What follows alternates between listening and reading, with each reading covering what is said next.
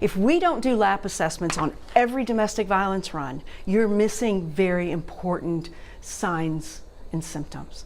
Just because we don't see it doesn't mean it doesn't exist. An advocacy group says an important partnership with Louisville Metro Police has dwindled in recent years, missing out on a proven way to save the lives of those most at risk. Experts say intimate partner violence makes up about 10% of Louisville's homicides. It's our top story here at 5 o'clock. Hello, everyone. I'm Doug Proffitt. And I'm Shay McAllister. For years, the Center for Women and Families has worked with LMPD to try to tackle the issue. But as senior reporter Isaiah Kim Martinez tells us, the center believes that partnership has slipped as of late. Experts in domestic violence cases say problems exist often far before it's obvious, which is why the Center for Women and Families is hoping a proven assessment is used more in this city. It's 13 questions, and they're weighted. Ranging from the highest risk situations. Has he, she ever threatened to kill you or your children? To cases that continue to escalate. Is he, she violently or constantly jealous, or do they try to control your daily activities? These questions are all part of the Lethality Assessment Program, or LAP for short. It's used nationwide and right here in Louisville, aimed at preventing intimate partner homicides and serious injuries. We do know that it saves lives. For years, the Center for Women and Families and LMPD have worked together to make these assessments a part of officers' routines. But according to Elizabeth Martin, the center CEO, for one reason or another, this common practice by Metro Police has been watered down post-pandemic. We were no longer a part of any training. We were no longer asked to come in and do training.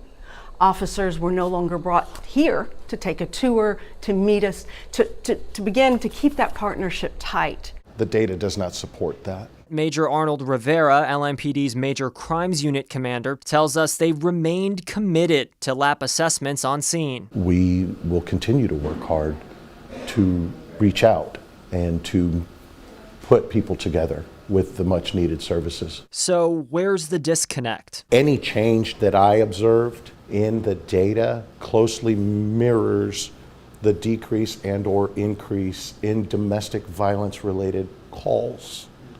So I did not observe a disparity. Either way, Martin tells me the facts are undeniable. If we don't ask these questions on every DV run, we're going to miss things. And the center's fears that people will die. And she hopes a promise she says police made to her to re-emphasize this program is kept. Isaiah Kim Martinez, WHAS11 on your side. There's been a renewed interest in this type of training ever since the Department of Justice report. The report said LMPD's response to domestic violence investigations was deficient, and it also raised serious concerns about LMPD engaging in gender bias. The report found LMPD officers unnecessarily escalated domestic violence calls. And instead of addressing the situation first, some officers rushed in without trying de-escalation techniques first.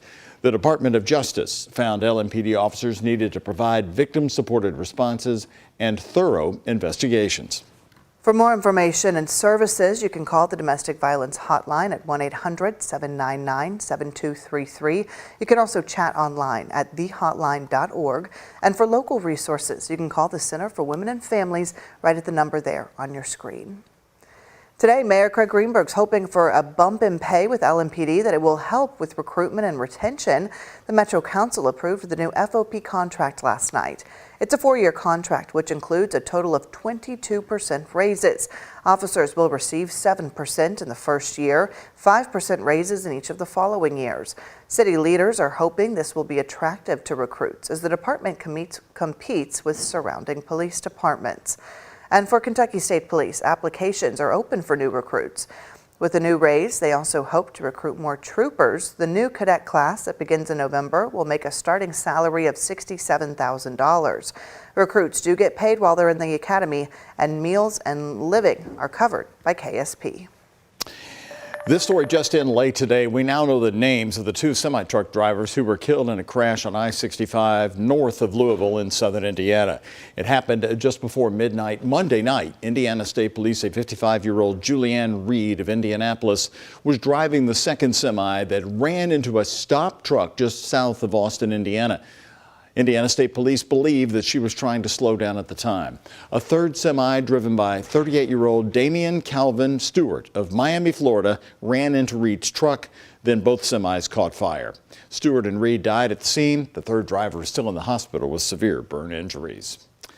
More local news right now at 5. More than 770 Kias have been stolen in Louisville in just the first 4 months of this year. This car theft is expanding. Social media trends show just how easy it is to steal your vehicle, and that's raised concerns for drivers in the company's corporate offices.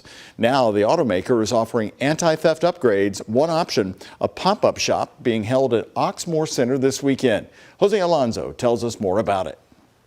Kia technicians are installing software into certain model vehicles that are vulnerable to being stolen. It only takes 15 minutes and it's bringing relief to many drivers. The installation process is quick and activates when vehicles are locked. A sticker is also being placed on windows to deter thieves. Once a car is taken under the tent, a technician attaches a little device to its computer system.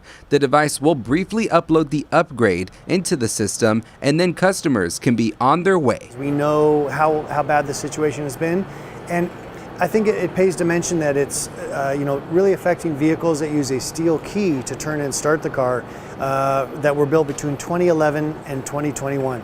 So in the vast majority of cases, these are vehicles that have been workhorses for many families in the area. According to LMPD, as of April 16th, 764 Hyundai and Kias have been stolen.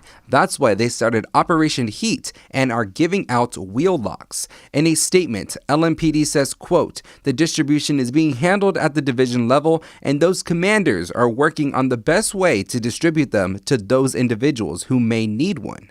In Louisville, Jose Alonso, WHAS11 on your side. The event will continue tomorrow at Oxmoor Center behind Top Golf from 8 to 6 p.m. on Saturday and from 8 to 3 on Sunday. If you can make it out there, you're encouraged to contact the dealerships in Louisville, Clarksville, or even Elizabethtown. More news right here at 5 o'clock. The Indiana State Police has released more details on the investigation into former Clark County Sheriff Jamie Null, saying he stole more than $100,000 to purchase classic cars for his car collection. Null's accused of purchasing multiple vintage cars with money from his former EMS entities. In one instance, he's accused of shuffling money through his dead brother's estate before buying the car. State police saw all of the cars when they were searching Null's property back in August, but they didn't have the grounds to seize them then. Now they do. You can find more details from this latest document drop and what comes next on WHAS11.com. And what a treat this morning. Check out our time lapse capturing the early morning show that dazzled drivers heading to work across the town today. The great balloon rush hour race was able to take off, and the balloons, well, they are heading west. More than a dozen hot air balloons participated in the Great Balloon Rush Hour Race. Our time lapse shows you the balloons taking off. The wind's just perfect to allow that liftoff.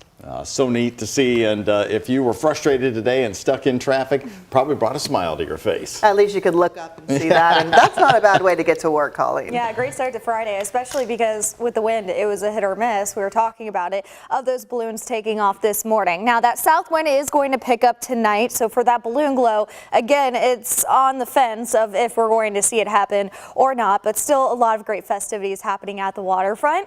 It looks pretty gray outside, but thankfully, we're mostly dry. We only saw a few sprinkles about a few hours ago. Right now, we're just cloudy here over downtown Jefferson County in the upper 60s. Let's go ahead and get to that radar. We are just seeing some clouds. In fact, the showers that we were seeing is now clearing out, and I think we're going to stay mostly dry here for the next few hours with that off chance of maybe seeing an isolated sprinkle here just over the next few hours. We're drying out by 8 o'clock tonight. Temperatures will be staying in the 70s, mostly cloudy, but then we'll see some sunshine as we head towards Saturday afternoon, a high of 83 and 84 on Sunday. Going to be a very windy forecast, so not looking likely that we're going to see the balloons in the sky Saturday morning. But with Kentucky Derby next week, there's so many things going on. Opening night, Pegasus Parade is on Sunday, which is always a great forecast. But I am showing you for the first time, did not show you last night. We talked about 5-0 Tuesday, but I'm starting to get a handle of what we're going to see for Thurby Oaks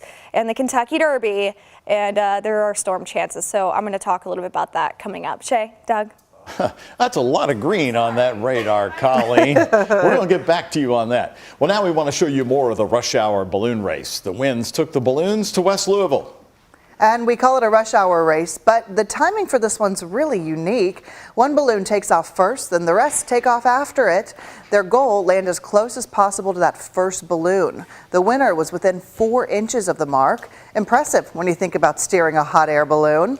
We were able to catch up with someone who experienced their first balloon rush hour race very early this morning. I wanted to come out because last year I saw it going over my house and I had to look up the details because I'm not originally from here and never came to really any of the events, and I was like, that seems like something fun to go to. Seems like it'd be pretty to see it go up. It's rare. It doesn't lift off all the time. We got lucky. Big crowds, by the way, showed up last night at the waterfront for the balloon glow. Don't forget, you need a Pegasus pin to get into these events. They cost you $10 at the gate of the balloon glow, $7 if you buy them at places like Kroger. Another balloon glow is scheduled for 8:30 tonight at the Great Lawn at Waterfront Park. And we hope the Great Balloon Race will lift off tomorrow morning at 7 at Bowman Field. But our Reed Yaden will be there live at 6 a.m. So watch Good Morning Kentucky on a Saturday and you will get a live update on that. I'm going to be tuning in, Doug, just to find out, do they actually lift off? It's always a big question. I know it, and he'll have the minute-by-minute forecast on those winds. We're lucky to have Reed. Well, after that balloon glow, the nightly drone show featuring 100 drones lit up over the Ohio. This drone show is a brand new event, and last night was their very first attempt. It did not go as planned, unfortunately. Watch this. You can see the shape of the seahorse forming, but when you look closer, you can see the light of a drone just veering off. The crowd watched it as it fell into the water. It turns out several drones took the plunge and went into the Ohio River. The drone operators, Great Lakes Drones, said it was an unexpected battery failure and is extremely rare. They also experienced some interference from privately owned drones. So if you do fly a drone right there by the waterfront, make sure you're doing it at a safe distance. The drone show is still on as scheduled.